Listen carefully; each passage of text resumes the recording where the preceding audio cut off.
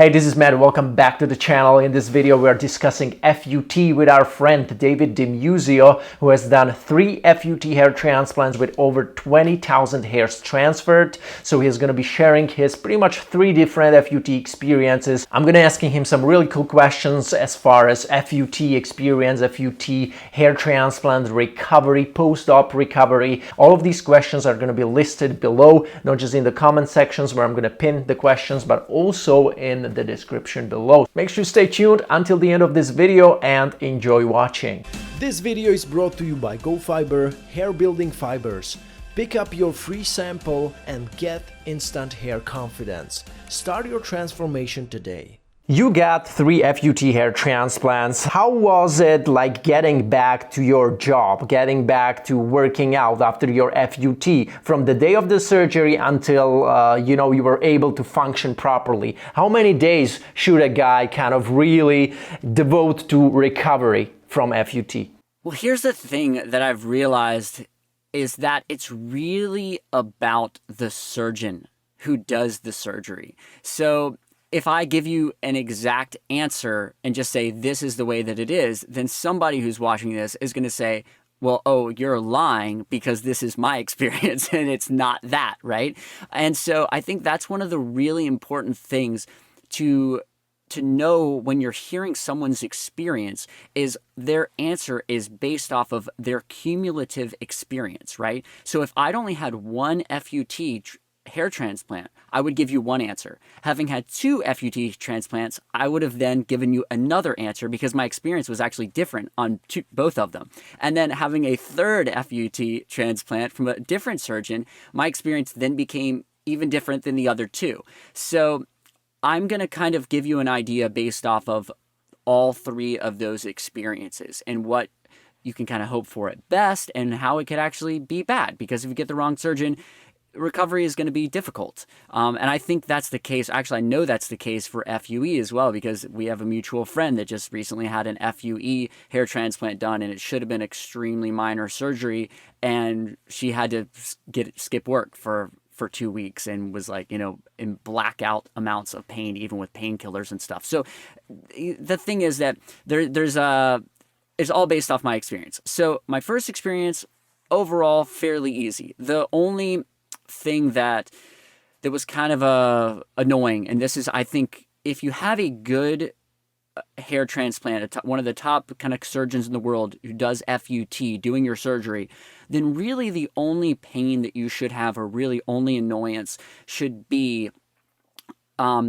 the actual sutures when they start to heal, the itchiness. That is definitely the most annoying thing cumulatively out of my experiences, is that itchiness which starts to occur when the healing does. I don't know if I remember correctly, probably around day 7. Usually you leave them in for like 10 days. So around day, I don't know, 5 to 10, that's actually the worst period, because you have that super itchiness that starts to occur and you want to scratch them.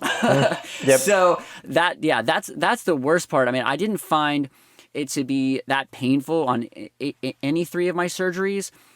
That said, that also can have a lot to do with the amount of lidocaine and the type of lidocaine, or the way that it's not kind of diffused, maybe is the wrong word, but mixed with other things and stuff. That can have a lot to do with the pain as well. So some guys will have this like huge bulging kind of forehead. On my first surgery, I didn't have that very much. My second surgery was the same surgeon, but he actually went crazy soon after my second surgery and lost his medical license in Tennessee. And I think, he alleged he was on drugs at that time. And that second surgery, I had way more swelling at the top of my head, and probably from the amount of lidocaine and things that they put in me. It could have been a combination of different things. And then also my skin was really tight. So I literally walked around like this for like a week. And it all went back to normal. It's all normal now. But Yep. I was like walking around like this, and I called him up, and I was like, "Hey, am I supposed to be walking around like that?" And he's like, "Yeah, that's normal." So that was completely untrue. It was not normal at all. Yep. But so that experience was kind of different, and then that led to a much larger scar. My other two scars, especially the one from my third surgery, you can't even see that at all. Even going through it with a comb, like it's pretty invisible. I mean, it's there, but I've never even seen it when I've shaved the back of my head. But that scar from the second surgery, because that surgeon went too low in the back, didn't do the proper good job, did have those mental issues. He was actually put in a mental institution against his will, like just a couple months after he did that surgery. That's crazy for me. So yeah, pretty crazy. So like, choosing the right surgeon and even at the right time in their life can be an important thing. So yeah, then that third surgery that I had, it was that was with Dr. McGrath, and that one I never even took any painkillers. Like, I didn't take a single painkiller. I had no pain. I was literally like going on dates with girls before I even had the stitches out of the back of my head. So like everything was pretty good with that. So it really has a lot to do, with how deep that surgeon cuts you, because then there's different layers of tissue.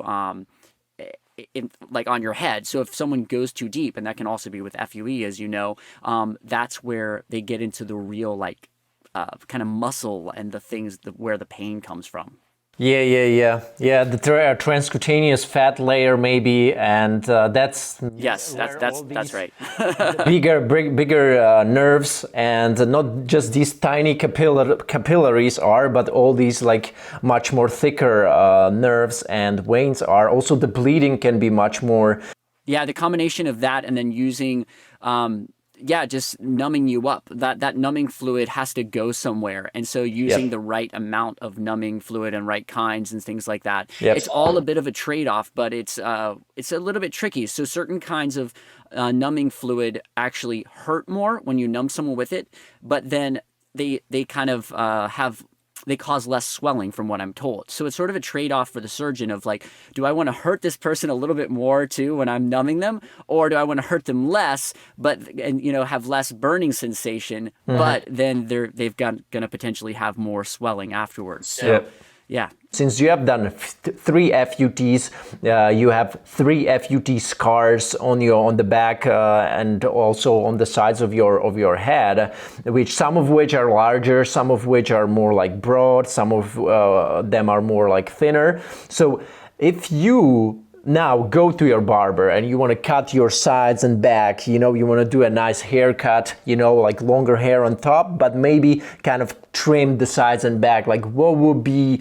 the max guard that you should use on the sides and back, not to expose the scar way too much so people would notice that? Yeah, I actually don't even know the exact size that I have used, but to be honest, I'm not really that picky about this type of thing. So I've had my hair cut way too short. Well, I used to, and still would, except for this year, this COVID, I would travel all over the world. So I would never really go to the same barber. And even when I would tell people a certain size, I think I used to have it memorized, the size, they would still sometimes cut it too short, and so that would be exposed. I now go to Great Clips that's nearby me. It costs it's like $10 or $15 to get a haircut, and they've just got it in their system that like what to use on the sides. But at the same time, it doesn't really bother me, the scar. And even when you can see it, the couple of times that people will go too short and you can see the outline, like no one notices. Like I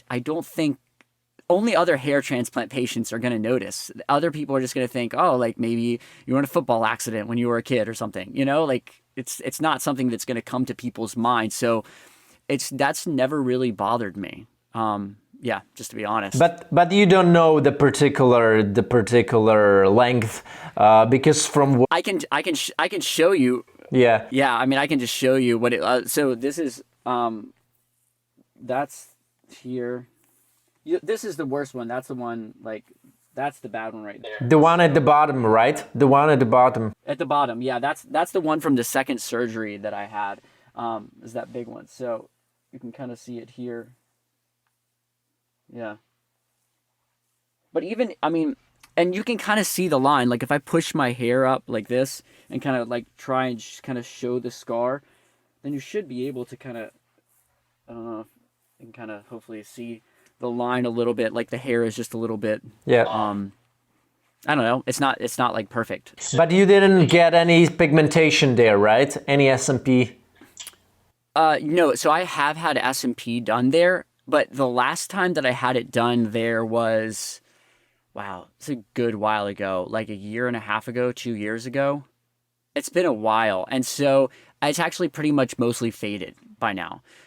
The SMP that I have, it seems to fade after about like 6 months to a year. Wait, sorry. Was it tricha pigmentation or the permanent pigmentation or permanent? Well, the one that lasts maybe 4 or 5 years, but the tricha pigmentation, it lasts only 6 to 12 months. Yeah, so it must be that one because it seems to only last about 6 to 12 months. Okay. And then it goes away. Okay, fair enough. And it's like I said, it's been about a year and a half since I got it done.